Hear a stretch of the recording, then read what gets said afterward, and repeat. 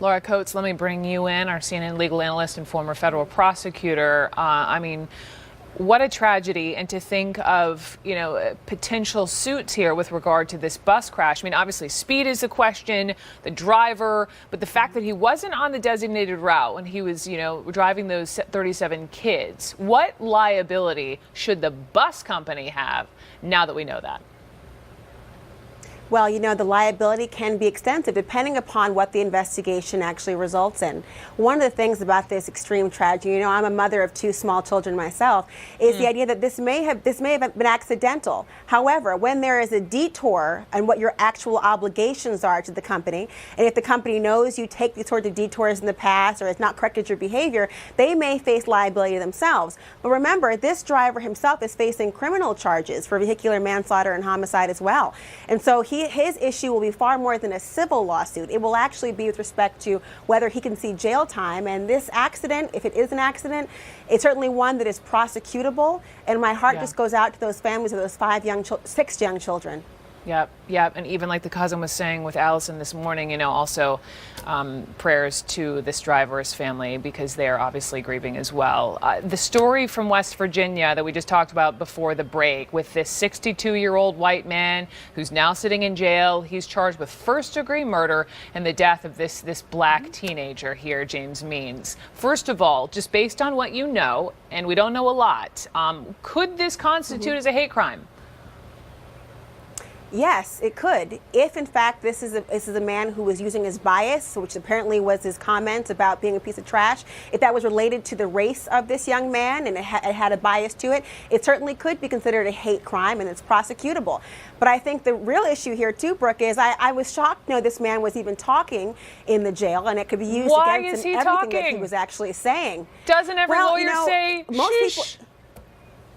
They do, and they should, and everyone knows their Miranda rights. If you watch Law & Order, you can read them off the top of your head. However, a lot of people still talk, and they feel emboldened by their actions. I believe this man also went on to dinner at some point after having done this shooting, etc. So he may have been emboldened by his act and did not care and was nefarious in his dismissiveness about this man's life.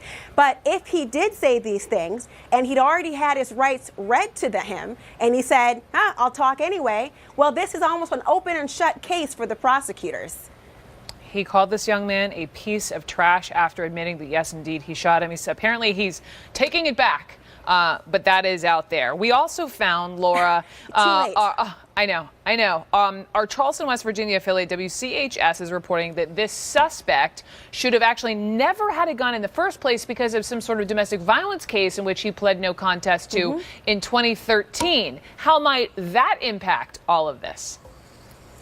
Well, it's a huge aggravating factor. One of the reasons every judge across the country will tell people who have a conviction of domestic violence abuse, and I believe it was having punched his pregnant daughter at the time was the conviction it was about, etc.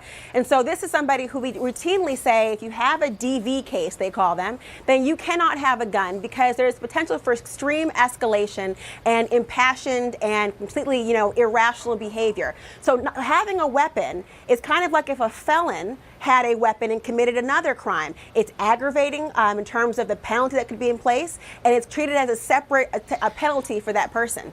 It's a very, very big deal. On the notion of the gun, this older gentleman who's sitting in jail says he did this in self-defense. He says that he saw a gun on this young man. Police apparently haven't fully said yet whether James Means was armed. They need to do that pretty quickly, don't they? Absolutely, because of course you're talking about you can use even lethal force to defend against lethal force used against you. However, all reports so far talk about it being a verbal altercation with this young man and this man.